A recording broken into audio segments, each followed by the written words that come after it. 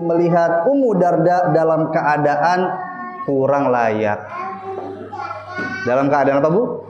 Kurang layak. Kerudungnya sudah belel, sudah rusak. Ya. Warnanya sudah pudar. Bajunya ya begitu, Bu. Ya, sudah rusak. Ya, tidak rapih. Ya. Skincare-nya air wudhu aja, alhamdulillah. Ya Bu ya, maksudnya apa? Nggak rapih sama sekali, tidak layak sebagaimana seorang istri dari sahabat. Nggak layak. Ya. Ya, artinya apa? Artinya tidak terurus. Oleh siapa? Oleh suaminya. Ya, ibu-ibu bayangkan ya, ketika ya mohon maaf, insya Allah ya, suami-suami ibu-ibu semuanya perhatian ya Bu ya. Amin. Ya, ada mungkin suami yang tidak perhatian dengan istrinya. Ya, istrinya mau kondangan, ada walimah, keluar kerudungnya itu aja, Bu. Dari tahun 2010 sampai 2024 itu aja. Ya. Kemudian lecek, tidak disetrika. Padahal kalau ummahat pakai kerudung itu jadi seperti mahkota ya, Bu ya. Lecek, nggak diperhatikan oleh suaminya. Ya. Bahkan mungkin pipinya tirus, ya. Maksudnya apa? Kurang makan. Ya, matanya cekung. Kenapa itu, Bu? Kurang tidur. Satu lagi, Bu, kalau mata cekung itu tandanya tidak bahagia, stres. Jadi kalau orang cekung matanya itu stres, Bu, banyak pikiran. Ya. Ya, alhamdulillah ibu di sini matanya semua segar-segar, alhamdulillah. Ya. Bahagia ya, Bu ya? Amin insyaallah. Ternyata demikian yang dilihat oleh Salman Al-Farisi. Maka kemudian Salman Al-Farisi langsung bertanya, "Masya nuki, apa yang terjadi denganmu? Ya, wahai Ummu Darda." Maka kemudian Ummu Darda seketika itu, namanya perempuan ya Bu ya, ditanya kenapa? Ya, maka kemudian langsung apa? Mengeluarkan curahan hatinya. Ummu Darda berkata, "Akhuka Abu Darda laisa lahu hajatun fid dunya." Saudaramu, temanmu, kawanmu, sahabatmu Abu Darda ini sudah nggak punya keinginan di dunia ini lagi. Sebagian ulama mengkiaskan maksudnya sudah nggak punya ketertarikan dengan istrinya lagi. Sudah nggak mau dekat-dekat istrinya lagi. Sudah nggak mau ngurusin istrinya lagi. Kenapa? Bukan Abu Darda itu sibuk keluar sana keluar sini, bukan.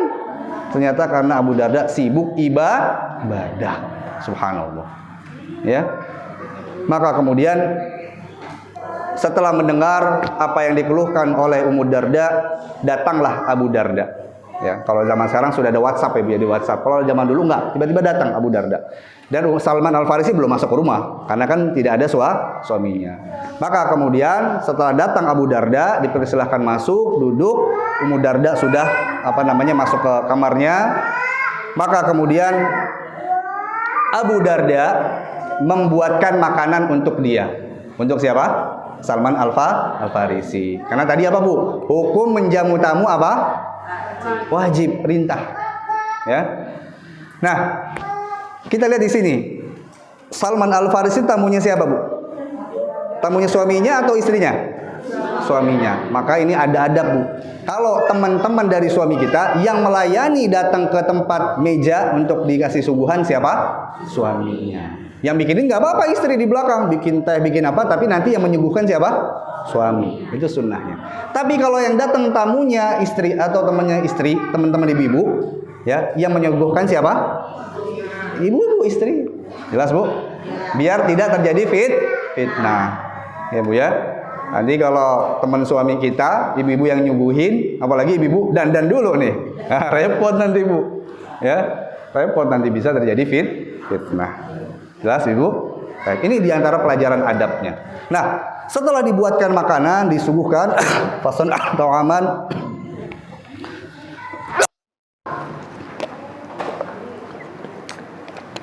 Maka kemudian Abu Darda berkata kepada Salman Al-Farisi, "Kul fa inni shaim." Silakan dimakan. Saya nggak ikut makan, saya lagi puasa. Subhanallah. Puasanya sangat rajin. Sampai-sampai apa? Tidak mengurusi istri. Puasa terus, ya subhanallah. Bahkan ketika ada tamu saja tetap puasa. Maka apa jawab dari Salman Al-Farisi?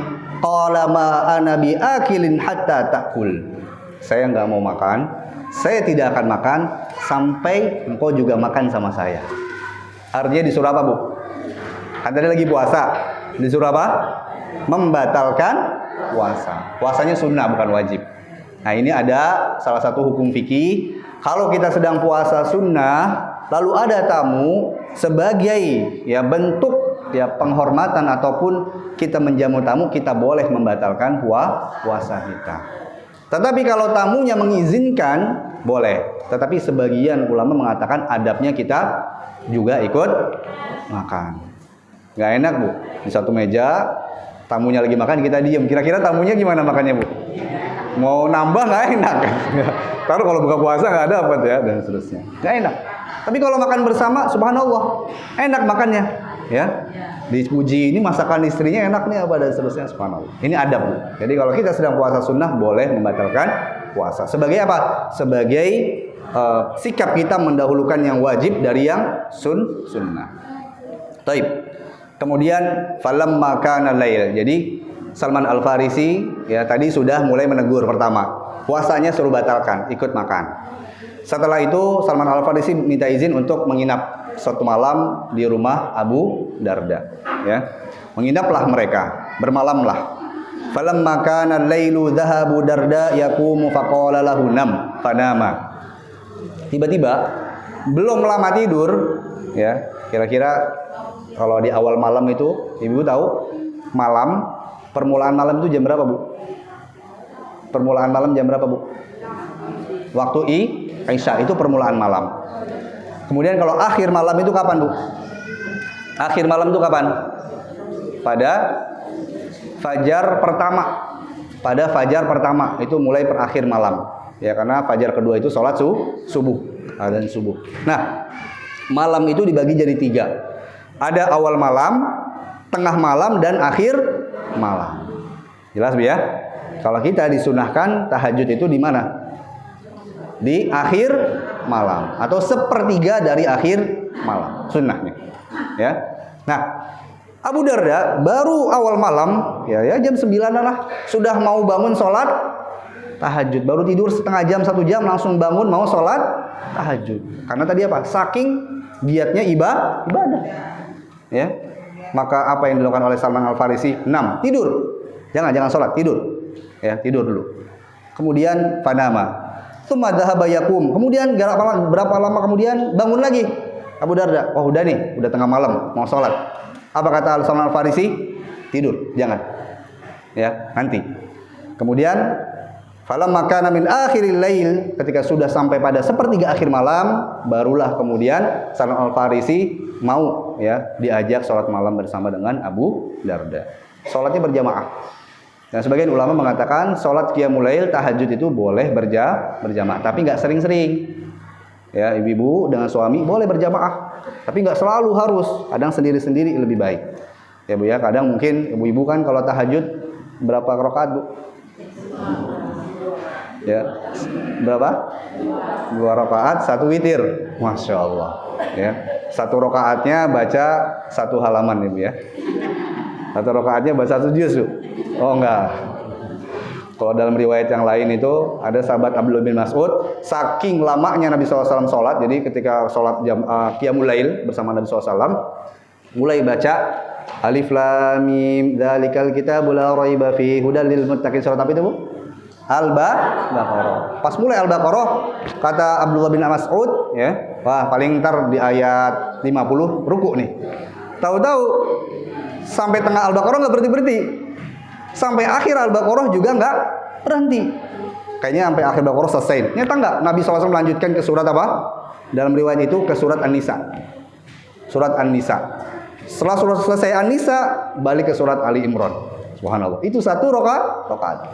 Sampai kata Abdullah bin Mas'ud, kalau saya mau berbuat buruk, saya mau tinggalin Nabi sholat sendirian. Saya mau tidur aja. Ini saking giatnya, saking luar biasanya ibadah Nabi SAW. Nah, intinya kemudian sholat berjamaah, ya. Dan itu tadi hukum fikihnya apa, Bu? Boleh sholat tahajud berjamaah berjamaah, tapi tidak sering-sering. Sebagaimana Nabi SAW pernah sholat dengan Abdullah bin Mas'ud tadi, atau dengan sahabat Abdullah bin Abbas. Ketika Nabi SAW sholat tahajud, Abdullah bin Abbas di sebelah kiri. Ya, padahal imam itu kanan atau kiri? Kalau cuma berdua. Kalau sholat berjamaah berdua orang, imam kanan atau kiri? Hah? Kanan. Imam di sebelah kiri, makmum sebelah kanan. Nah, Abdullah bin Abbas itu sebelah kiri. Berarti imamnya sebelah kanan kan? Maka Nabi SAW geser Abdullah bin Abbas, ya, diputar ke sebelah kanan. Jadi hikmah dari faidah dari kejadian ini bahwa imam kalau hanya 2 orang di sebelah kiri, ya. Tapi itu sholat malam, ya. Baik. Jadi akhirnya sholatlah malam bersama dengan Abu Darda. Salman Al-Farisi sholat malam bersama dengan Abu Darda. Kemudian fasallaya jami'a, sholatlah mereka. Faqala lahu Salman. Setelah salam selesai dari sholat malamnya, maka kemudian Salman Al-Farisi memberikan wejangan, memberikan sebuah nasihat, petuah, ya, peringatan kepada saudaranya. Apa kata Salman Al-Farisi? Ya, ini penting Bu dicatat ya. Inna li rabbika 'alaika haqqan. Wahai Abu Darda, sesungguhnya Rabbmu punya hak atas dirimu. Sesungguhnya Allah punya hak atas dirimu. Yang kedua, wa inna li nafsika 'alaika haqqan, dan dirimu punya hak yang harus kamu tunaikan juga. Ya, pertama hak siapa yang harus tunaikan? Hak Allah. Yang kedua hak diri sendiri. Wa inna wa li ahlika 'alaika haqqan, dan keluargamu juga punya hak. Ya. Jadi Salman Al-Farisi mengingatkan 3 hal. Ingat, Allah punya hak. Ya. Kedua, dirimu punya hak. Ketiga, keluargamu juga punya hak yang semuanya harus ditunaikan. Fa'ati kulladzi haqqin haqqahu, maka berikanlah setiap yang memiliki hak-haknya. Jadi yang punya hak-hak itu harus ditunaikan semua, jangan cuma satu saja. Kalau tadi Abu Darda hanya menunaikan hak siapa? Allah SWT. Pokoknya ibadah, puasa terus, sholat terus, ya, zikir, baca Quran terus, sedekah terus, enggak mengurusi keluarganya. Ya, maka ditegur. Setelah pulang, ya, Salman Al-Farisi, maka kemudian Abu Darda datang pada Nabi SAW menceritakan, ya, datang pada Nabi SAW menceritakan, fadzakara dzalik, disebutkan, ya Rasulullah, Salman Al-Farisi begini begitu, datang ke rumah, kemudian saya ajak sholat malam, saya dilarang, di akhir malam baru mau, saya suguhkan makanan, saya puasa, saya disuruh batalkan puasa. Kemudian Salman Al-Farisi mengingatkan saya tentang hak Allah, hak diri sendiri, dan hak keluarga. Apa kata Nabi SAW? Jawab Nabi SAW, apa Bu? Sodaqo Salman. Sungguh apa yang diucapkan oleh Salman Al-Farisi itu benar. Ternyata apa yang disampaikan oleh Salman Al-Farisi adalah sebuah kebenaran. Ya, hadis ini sahih diriwayatkan oleh Imam Al-Bukhari, nomor hadis 1968. Subhanallah. Ya, kisah yang sangat luar biasa yang banyak sekali pelajarannya. Ibu ya. Kalau kita mau kupas tentang 3 hak ini, hak Allah, hak diri sendiri, dan hak keluarga, kayaknya waktunya nggak cukup. Ya, karena masing-masing hak ini minimal setengah jam dibahas. Kalau kita mau selesaikan 1,5 jam lagi, sampai 1,5 ya. Sanggup Ibu? Insya Allah bersambung, Ibu ya.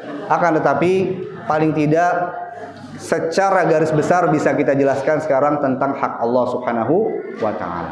Ibu ya, bahwa di dalam perkataan Salman Al-Farisi, ternyata kita sebagai manusia, hak yang paling utama senantiasa kita dahulukan adalah hak Allah Subhanahu wa Ta'ala. Apa Bu hak Allah yang paling besar? Apa Bu? Apa Bu? Apa? Hanya menyembah kepada Allah, tidak menyekutukan Allah Subhanahu wa Ta'ala. Itu hak Allah yang paling besar. Apa dalilnya?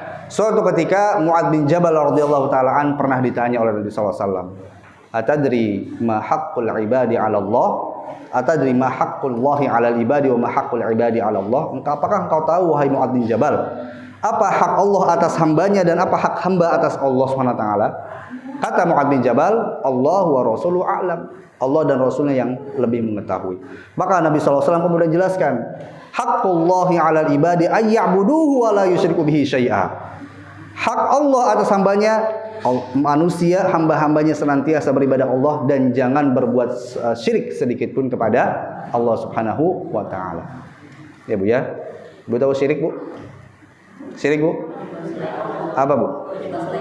Menyembah kepada selain Allah, atau antaj'ala lillahi niddan, engkau menjadikan kepada Allah tandingan-tandingan. Ya Bu ya. Nah ini syirik. Ya.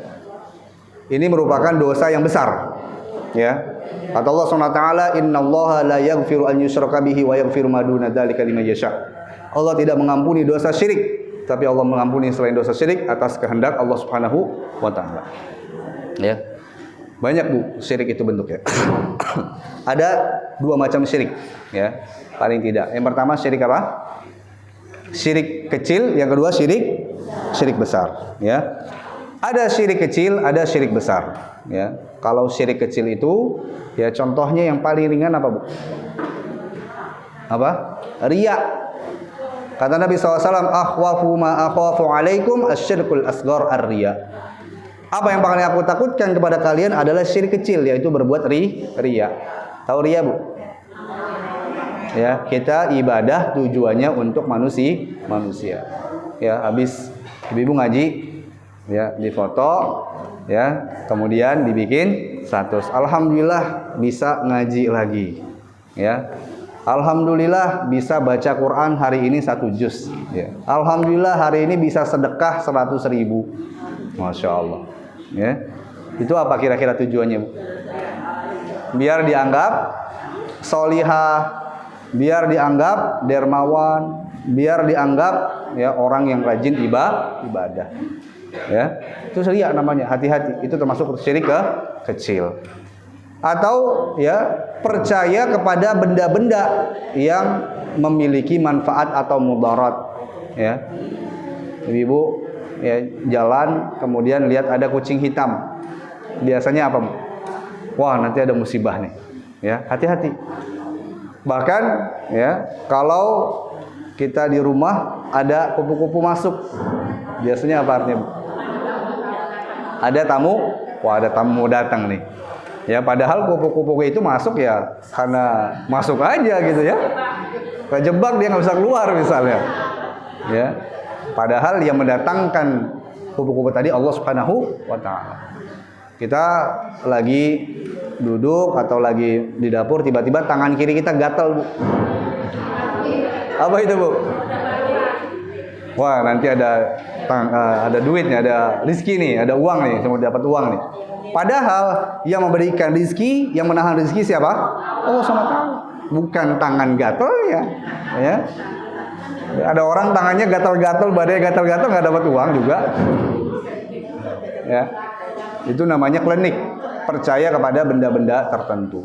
Yang tingkat lebih besarnya, parahnya namanya syirik besar. Kalau dia meyakini kalau mau sembuh datang ke pohon besar di tempat ini, berikan persembahan, nanti kita akan diberikan kesembuhan. Kalau kita mau kaya datang ke puncak Gunung Lawu. Di situ ada Mbah siapa itu ya? Mbah Lawu ya kalau nggak salah, apa siapa itu? Ya, minta di sana, pulang nanti kamu akan dapat ya jabatan atau hajat yang kamu inginkan. Itu syirik bukan namanya Bu? Syirik.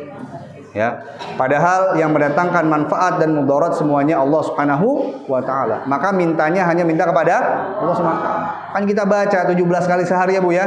Apa? Iyyaka na'budu wa iyyaka nasta'in. Hanya kepada Engkau kami menyembah dan hanya kepada Engkau kami meminta pertolongan. Nah ini Bu. Ya Bu ya. Penting hak Allah ditunaikan. Yang pertama, jangan kita berbuat syirik sekecil apapun. Ya. Bahkan kalau kita mendapatkan musibah, ya, kita kembalikan kepada siapa? Allah Subhanahu wa taala. Ya, jangan bilang wah gara-gara fulan, gara-gara kamu, gara-gara ini dan seterusnya. Bukan. Tapi katakan qaddarallahu wa ma syaa fa'al atau qadarullah wa ma syaa fa'al. Jelas Ibu? Ini hati-hati dengan perbuatan syirik. Nah, kemudian Nabi SAW sebutkan dalam hadis tersebut ketika bertanya kepada Mu'adz bin Jabal, apakah engkau tahu apa hak hamba atas Allah ketika hamba tersebut tidak menyekutukan Allah? Maka sahabat Nabi SAW bersabda, wa haqqul ibadi 'ala Allah alla yu'adzibahum. Allah tidak akan mengazab hambanya yang tidak menyekutukan Allah Subhanahu wa taala. Dalam hadis yang lain Nabi SAW menyebutkan man kana akhiru kalamihi la ilaha illallah dakhala jannah. Siapa yang ketika meninggal akhir dari ucapannya la ilaha illallah masuk ke dalam surga. Tapi maksudnya apa? Ketika dia meninggal wafat dalam keadaan tauhid, tidak membawa perbuatan syirik. Karena perbuatan syirik ini banyak terjadi, Bu. Banyak sekali. Ya, ada orang kesulitan, ya, nggak punya keturunan, datangnya ke siapa? Ke dukun. Ya, kalau sekarang bukan dukun namanya, Bu. Namanya apa? Orang pintar. Orang pintar minum apa, Bu? Baik. Kalau sekarang disebutnya ahli spiritual. Ya, ahli spiritual. Apapun itu namanya, ketika kita bersandar kepada manusia bukan kepada Allah Subhanahu wa taala, kita bisa jatuh ke dalam perbuatan syirik dan ini harus kita hindari. Betul-betul jangan sampai kita berbuat syirik karena ini hak Allah yang paling utama untuk kita lakukan. Baik. Allah Subhanahu wa taala, ibu yang Allah Subhanahu wa taala, kemudian ya orang-orang yang menunaikan hak Allah Subhanahu wa taala ini, ya, Allah Subhanahu wa taala akan berikan balasan surga, ya. Mau kita, Bu, dimasukkan surga Allah Subhanahu wa taala? Mau? Oh, iya. Nah, di antara sarana wasilahnya adalah kita tidak berbuat syirik kepada Allah Subhanahu wa taala, ya. Dalam hadis qudsi Allah Subhanahu wa taala berfirman, hadis qudsi tahu Ibu? Ada hadis nabawi, ada hadis qudsi. Kalau hadis nabawi itu ya berarti Nabi SAW yang melafadzkan dan maknanya dari Allah Subhanahu wa taala. Tapi kalau hadis qudsi itu lafadznya dari Allah, tapi bukan Quran, enggak boleh dibaca dalam salat, ya. Allah Subhanahu wa taala berfirman, "A'datu li ibadiyas sholihin ma la 'ainun ra'at wa la udhunun sami'at wa la khatara 'ala qalbin bashar." Aku telah menyiapkan kepada hamba-hambaku yang solih, yang tidak berbuat syirik, yang taat kepada Allah, mala ainun ra'at, suatu nikmat yang tidak pernah dilihat oleh mata manusia di dunia. Subhanallah. Wala udhunun sami'at, atau pernah didengar oleh manusia. Wala khatara ala qalbin bashar, atau pernah dibayangkan oleh manusia. Jadi surga itu, Bu, ya, belum ada gambarannya di dunia ini. Yang kita dengar ada air mengalir, sungai-sungai mengalir. Kita nggak tahu ya persisnya seperti apa. Ya, mungkin kita tahu sungai seperti sungai yang kita tahu, buah-buahan dan lain-lain. Ya. Tapi Fadlullah SWT, ini hak Allah yang pertama, ya, berarti kita tidak berbuat syirik. Ya, di antaranya juga adalah kita menjaga ibadah kepada Allah Subhanahu wa taala. Ya, ibu-ibu salat 5 waktu. Ya, ibu-ibu tahu pintu surga buat ibu-ibu apa? Apa, Bu? Apa? Apa kata Nabi sallallahu alaihi wasallam? Ya. Kata Nabi sallallahu alaihi wasallam, ya, bahwasanya Allah telah menyiapkan, ya, surga, ya, min ayyi babin sya'at, ya. Surga di mana pintunya itu bisa dimasuki dari pintu mana saja bagi seorang wanita. Siapa? Man apa? Man salat khamsaha. Siapa yang menjaga salat 5 waktu.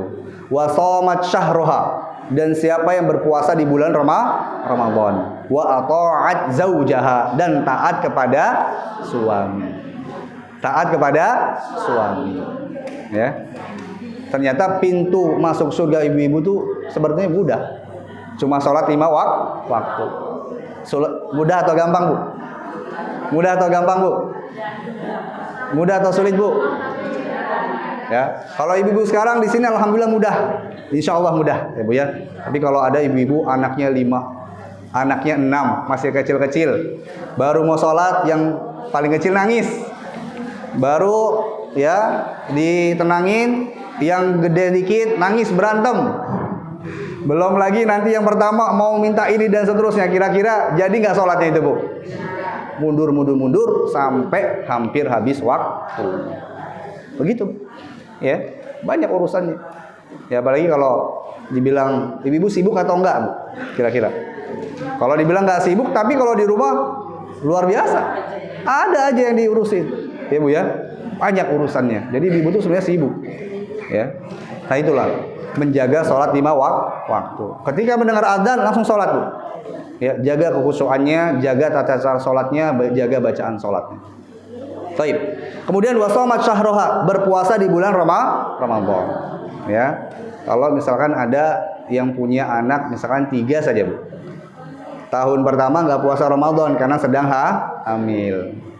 Tahun kedua nggak puasa lagi karena sedang menyusui. Tahun ketiga Ramadan nggak puasa lagi karena hamil lagi. Tahun keempat nggak puasa lagi karena menyusui. Itu baru 2 anak, Bu. Ya, makanya Bu, ketika Nabi SAW sebutkan, ya, siapa yang berpuasa di bulan Ramadan, karena bagi kaum wanita nggak mudah. Apalagi kalau yang masih produktif, dalam artian dia nanti ada masa haidnya. Kan nggak boleh puasa, Ibu ya. Kapan digantinya? Kapan? Kadang mundur sampai mau Ramadan lagi masih ada hutang. Bahkan masuk Ramadan masih punya hutang yang lama. Subhanallah. Ya, makanya ya ternyata meskipun ringan tapi ternyata harus betul-betul dijaga dengan sekuat tenaga. Yang terakhir itu, Bu ya. Yang ketiga, man ata'at zaujaha. Siapa yang taat kepada suaminya. Ya ternyata pintu surga ibu-ibu semua ya ada pada suami. Kata Nabi SAW, "Lau kuntu amiro ahadin atau lau kuntu amuro ahadin an yasjuda li ahadin la amartu al-mar'a atau la amartul mar'ata an tasjuda li zawjiha." Atau kama qala sallallahu alaihi wasallam. Seandainya aku boleh memerintahkan seorang manusia untuk bersujud kepada selain Allah, maka aku akan perintahkan seorang wanita sujud kepada suami. Padahal sujud itu hanya boleh kepada Allah, karena tadi hak Allah itu, Bu. Tapi Nabi SAW sebutkan kalau seandainya boleh diberikan kepada selain Allah, maka yang berhak adalah para suami. Tapi Zat, suami kayaknya ya mau ditaatin, mau diikutin, kadang begitu, sholat enggak dan seterusnya. Gimana, Bu? Betul, Bu ya? Masya Allah. Gimana, Bu? Hah? Nah, ini sebenarnya nanti hak yang ketiga, hak kepada keluarga. Tapi saya jelaskan sekarang nggak apa-apa. Dalam masalah ini saya bukan menggurui ya, Bu ya, karena kita sama-sama belajar ilmu. Ya, secara pengalaman, insya Allah ibu-ibu lebih berpengalaman dari saya. Tapi secara belajarnya, alhamdulillah saya lebih dulu, ya Bu ya. Saya alhamdulillah lebih duluan belajarnya, itu aja.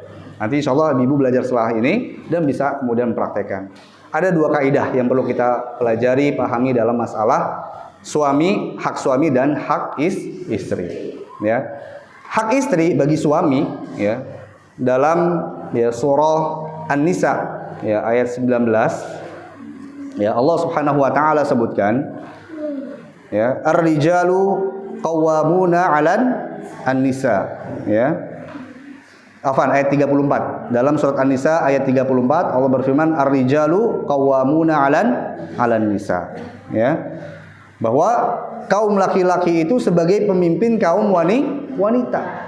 Maka baik dan buruknya istri itu tergantung suami. Ya, ini mudah-mudahan para suami dengar nih, Bu. Ya, bahwa mereka itu sebagai pemimpin dan baik buruknya istri itu tergantung suami. Jangan suami menuntut istrinya harus begini begitu dan seterusnya, tapi suaminya tidak tanggung jawab. Nah, karena ini termasuk dari salah satu kewajiban suami. Nah, kedua, kata Allah Subhanahu wa taala, wa ashiruhunna bil ma'ruf. Surat An-Nisa ayat 19. Dan pergaulilah istri-istrimu, ya, pergaulilah para istri itu dengan cara apa? Dengan cara yang ma'ruf, dengan cara yang baik. Jadi, ya, suami itu punya kewajiban untuk memperlakukan istri dengan cara yang baik. Ya. Jadi ibu ya itu dilindungi dalam syariat Islam itu dengan apa? Dengan perintah kepada para suami untuk berbuat baik kepada para istri, pada istrinya. Ya. Kalau istrinya melakukan sesuatu yang tidak disukai dan lain sebagainya gitu misalnya, itu wajar. Ya, kata Allah Subhanahu wa taala, "Fa in karihtumuhunna syai'an fa asa an yaj'alallahu laka khairan katsira." Fihinna khairan katsira. Apabila engkau ada sesuatu yang tidak suka dari istrimu, maka bisa jadi itu kebaikan yang banyak untuk dirimu. La yafraqu mu'minun mu'minah, ya. In karihat khuluqan radhiya minha akhar. Kata Nabi SAW, janganlah seorang muslim, seorang suami mencela, ya, memaki-maki istrinya yang beriman. Kenapa? Kalau dia nggak suka dengan satu akhlak, bisa jadi Allah jadikan ridho dengan akhlak yang lainnya. Jelas ya? Jadi ini mudah-mudahan sampai kepada suami untuk sabar. Ya, untuk sabar karena begitu memang. Ya, jadi suami itu harus sabar. Kuncinya hanya sabar. Ada yang nggak suka sudah pasti. Ya. Ibu pernah dengar riwayat ketika ada seorang sahabat ingin mengadu kepada Umar bin Khattab tentang masalah rumah tangganya. Ketika mau sampai ke rumah Umar bin Khattab, ternyata apa? Kedengaran ada suara apa, Bu? Ya, istrinya lagi marah-marah sama Umar bin Khattab. Umar bin Khattab diam aja. Sahabat tadi nggak jadi, balik. Umar lagi diomelin sama istrinya. Sabar tapi Umar bin Khattab. Ketika Nabi SAW menerima tamu, tiba-tiba Aisyah di belakang banting piring. Prang. Kenapa, Bu? Karena Nabi SAW ternyata sedang menyebutkan Khadijah. Aisyah apa? Cemburu, dibanting piringnya. Apa Nabi SAW marah? Ngapain banting-banting piring? Enggak. Kata Nabi SAW pada sahabat, gharat ummuki, ibumu ini sedang cemburu. Ya. Dibiarin, disabarin. Jelas Ibu? Jadi sabar. Dan kalau kita perhatikan, ya, apa perintah Nabi SAW kepada para suami? Kata Nabi SAW, istausu bin nisa, fa innahunna khuliqat min dhila. Berwasiatlah dengan baik kepada para istri, karena sesungguhnya wanita itu diciptakan dari tulang rusuk. Sering dengar ini, Bu, ya? Wa inna a'wajuha, ya, wa inna a'waju fi dhilai a'laha. Dan sesungguhnya bagian yang paling bengkok dari tulang rusuk itu di ujungnya. In aqamtaha kasartaha wa in taraktahu lam yazal a'waj. Kalau engkau luruskan bisa patah, kalau dibiarkan makin terus bengkok. Fastausu bin nisa'i khaira. Maka teruslah berwasiat kepada kaum wanita dengan cara yang baik. Repot, Bu. Ya, kalau dibiarin makin bengkok, kalau dikerasin bisa patah. Ya, tapi sebetulnya yang maksudnya paling bengkok ujungnya itu apa, Bu? Kata Nabi SAW kan diciptakan dari tulang rusuk, ya, Bu, ya, wanita. Dan yang paling bengkok di mananya? Ujungnya. Itu maksudnya apa? Maksudnya apa, Bu? Ini kita tubuh. Paling ujungnya di mana, Bu? Ujung atas. Rambut, oke. Yang paling kedengeran suaranya? Paling kedengeran suaranya, Bu? Apa? Mulutnya. Artinya apa? Biasanya kan gitu ya, Bu, ya. Ibu paling lebih cerewet. Suami baru pulang. Dari mana? Dan seterusnya. Kan berarti dari mulut. Berarti ini ada nasihat buat para ummahat untuk menjaga lisan. Jaga lidahnya, Bu. Ya. Para suami, ya, terkadang mereka, ya, merasa berat dengan lisan dari para istrinya. Maka jaga lisan kita, Bu. Ya. Suami sedang mendapatkan musibah, ujian dan lain-lainnya, kita mengucapkan sabar, kita menguatkan. Ya. Ketika suami punya masalah dan lainnya, kita, ya, nasihati atau kita ucapkan dengan kata yang baik. Ya, jadi intinya tetap jaga lisan kita. Baik. Allah Taala, ya, ibu yang Allah Taala. Jadi tuntunan Islam, ya, dalam masalah menunaikan hak suami dan istri itu masing-masing memiliki, ya, perannya. Kata Nabi SAW yang lain, ya, ar-rajulu mas'ulun, ya, an ahlihi wa ar-rajulu, ya, ra'in an ahlihi fi ahlihi wa huwa mas'ulun anhu. Seorang laki-laki itu punya tanggung jawab terhadap keluarganya dan dia akan dimintai pertanggungjawaban. Ya, jadi suami itu punya tanggung jawab kepada anak, kepada istri. Ya. Dan para istri, wal mar'atu ra'iyatun fi baiti ba'lihi. Ya, dan seorang perempuan, seorang istri punya tanggung jawab di rumah suaminya. Wa fi auladihi, ya, dan juga pada anak-anaknya. Jadi masing-masing punya tanggung jawab. Ya. Dan di antara cara kita untuk menjadi, ya, wanita-wanita penduduk surga, kalau kita perhatikan dari kisah Abu Darda tadi, ya, ternyata dengan cara kita menjaga lisan, Ya. Kalau tadi Ummu Darda nggak menjaga lisan, kira-kira apa yang diucapkan Bu sama Salman Al-Farisi, Bu? Apa yang diucapkan pada Salman Al-Farisi? Pasti dijelek-jelekin kan Bu ya? Semuanya dikeluarin, tapi enggak. Ya. Ummu Darda tetap menggunakan bahasa yang halus. Saudaramu itu sudah nggak butuh lagi dengan dunia. Itu bahasa kiasan, Bu. Bahasa yang halus. Ya, ini diantara nasihat ya bagi kita semua untuk menjaga lisan kita. Taib. Hadirin subhanahu wa ta'ala, kemudian hak untuk diri kita. Apa kira-kira hak untuk diri kita, Bu? Apa, Bu? Yang paling utama adalah menjaga kesucian jiwa kita. Allah Subhanahu wa ta'ala berfirman ya dalam surat Asy-Syams itu ya, qad aflaha man zakkaha wa qad khaba man dassaha. Ya, sungguh beruntung orang yang mensucikan jiwanya. Ya, dan sungguh merugi orang yang mengotori jiwanya. Ya. Jadi hak terhadap jiwa kita, terhadap diri kita yang pertama adalah menyucikan diri kita, membersihkan dari kotoran-kotoran hati, dari penyakit-penyakit hati, ya, dari hasad, ya, dari apa lagi, Bu? Dengki, dari apa lagi? Ya, iri, riya dan lainnya, apalagi masalah hasad ini, Bu, ya. Kadang kan begitu ya, Bu ya. Kita senang melihat orang susah melihat orang senang, atau rumput tetangga lebih hijau, ya. Tetangga punya ini baru, wah kita kayaknya gimana? Iya, musim hujan kepanasan, musim panas hujan. Masya Allah. Baik.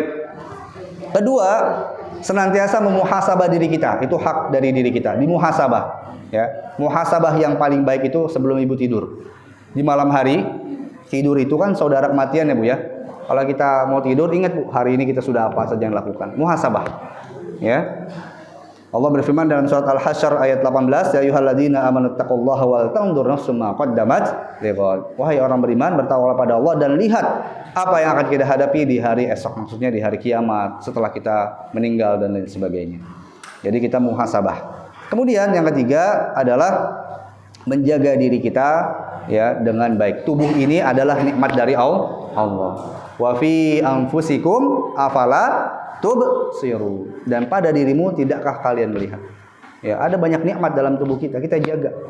Ya, Allah Subhanahu wa taala berfirman dalam surat Al-Baqarah ayat 195, wala tulqu bi aydikum ila tahlukah. Janganlah kalian merusak diri kalian ke dalam kerusakan. Jadi enggak boleh merusak diri, Bu. Ya, apapun yang Allah berikan dalam tubuh kita ini disyukuri, dijaga baik-baik. Ya, Bu ya. Jangan dirusak. Apa contohnya dirusak? Ya dengan memasukkan sesuatu yang tidak halal, tidak baik, ya. Apa namanya? Saya sering lihat itu ada ibu-ibu suka ngerokok. Ada Bu ya? Banyak Bu, banyak. Rokok itu sehat atau enggak sehat, Bu? Nah, enggak, saya enggak bicara hukumnya. Saya pertanyaannya, rokok sehat atau tidak sehat, Bu? Tidak sehat. Dengan jelas kalau dibungkus rokok di belakang itu ada Bu ya, di bawahnya. Rokok apa? Membunuhmu. Udah lagi bukan rokok menyebabkan ini, bukan, tapi rokok membunuhmu. Dan kata Allah Subhanahu wa taala apa? Wala taqtulu anfusakum. Jangan kalian bunuh diri kalian. Allah larang. Ya, jadi dalam masalah dalil untuk menunjukkan rokok itu tidak baik, lihat aja. Ya, di tulisan bawahnya rokok membunuhmu. Sedangkan Allah berfirman apa? Jangan kalian bunuh diri kalian. Baik. Ya, jadi kita jaga tubuh kita, khususnya juga para ummahat ya, untuk menjaga kesehatan. Jalan kaki itu minimal olahraga yang paling mudah, Bu. Jalan kaki. Ya, ke pasar jalan ya. Dari sini ke pasar pagi ya jalan kaki, bolak-balik ya. Nganterin anak sekolah jalan kaki. Sehat ya, Bu ya? Sehat. Ya. Jadi minimal kalau menurut kesehatan sehari berapa langkah? Menurut kesehatan sehari berapa langkah, Bu? 1000 masih sedikitan, Bu. Berapa? Minimal 5.000 langkah. Sehari 5.000 langkah. Ya, sekarang sudah banyak tuh teknologi dihitung. Ya, jangan dihitung sendiri, Bu. Pakai alat, pakai teknologi. Sekarang ada. Iya, kalau menghitung sendiri susah, Bu. 1, 2, ada yang assalamualaikum, berapa tadi ya? Taib. Jadi intinya kita jaga diri kita dengan olahraga, di antaranya jalan kaki. Atau juga apa? Dengan sholat malam tahajud. Ya, sholat malam itu manfaatnya besar. Ya, ketika ibu ruku, apanya tubuh ketarik? ya. Urat otot-otot punggung, otot pinggangnya. Yang punya encok dan lainnya kerasa tuh, ya. Ketika sujud, ya, bagian kepala, tangan semuanya. Ketika duduk, kaki-kakinya ini Bu ya, yang mulai kaku, ya. Banyak sisi kesehatan dari sholat, ya. Baik. Yang terakhir tentang hak kepada keluarga, tadi sudah saya singgung sedikit. Intinya adalah tunaikan hak suami, tunaikan hak istri, tunaikan hak anak-anak. Yang paling utama dari anak-anak itu ternyata bukan cuma sekedar kasih jajan, bukan kasih uang saja Bu, bukan. Yang paling utama apa Bu? Akhlak, apalagi Bu? Mengenalkan anak kita kepada penciptanya. Siapa Bu? Allah Subhanahu wa taala. Ya, mengenalkan anak kita kepada Allah Subhanahu wa taala. Selalu ingatkan, ya. Kalau kita perhatikan di dalam surat Al-Baqarah ayat 132 itu ada wasiat yang dilakukan yang dikatakan oleh Nabi Ibrahim dan Nabi Yakub. Ya, wa wassa biha Ibrahimu banihi wa Yaqubu ya baniya innallaha astafa lakumuddin fala tamutunna illa wa antum muslimin. Ya. Wasiat dari Ibrahim dan Yakub alaihi salam kepada putra-putranya, anak-anaknya adalah apa? Jangan meninggal kecuali dalam keadaan Islam. Allah telah pilihkan kalian Islam, jangan keluar dari Islam, jangan meninggal kecuali dalam keadaan Islam. Jadi yang paling utama adalah menanamkan iman. Ya, selalu tanamkan iman. Dan iman, ya, itu harus diajarkan sejak sedini mungkin. Di antaranya sholat. Ya. Mulai usia berapa Bu disuruh sholat? Usia berapa Bu? Kalau dalam hadis Nabi SAW 7 tahun. Ya, kalau sudah 10 tahun kamu sholat boleh diapakan? Dipukul, tapi pukulan yang tidak menyakiti. Tapi dalam masalah sholat ini, ya, kita kenalkan mereka kepada pencipta mereka. Siapa yang ciptain ibu? Siapa yang ciptain bapak? Siapa yang ciptain kalian? Itu Allah Subhanahu wa taala. Dan ini adalah salah satu hak anak-anak kita. Kemudian juga hak adab. Ya, hak adab. Ya. Kata Umar bin Khattab, ya, "Allimu abna'akum, ya, al-adaba." Ya. Atau addibu, ya, auladakum. Ya, ajarkanlah adab kepada anak-anak kita. Ajarkan Bu. Jadi kalau kita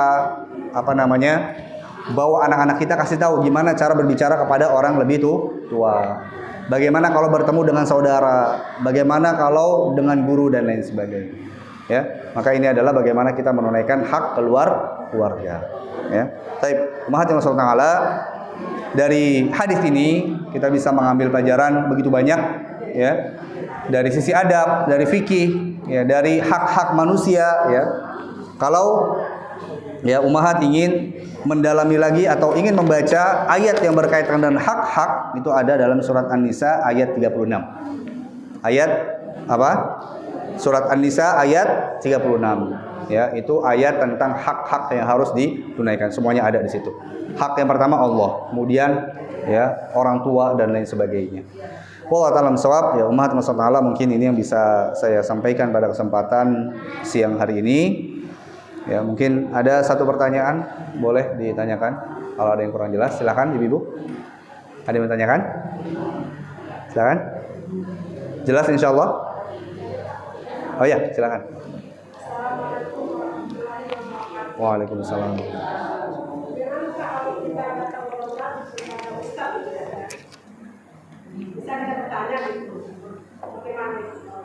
Kalau kita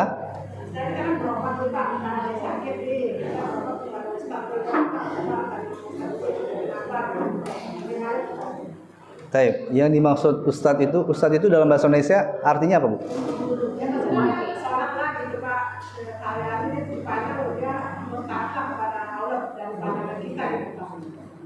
Taib.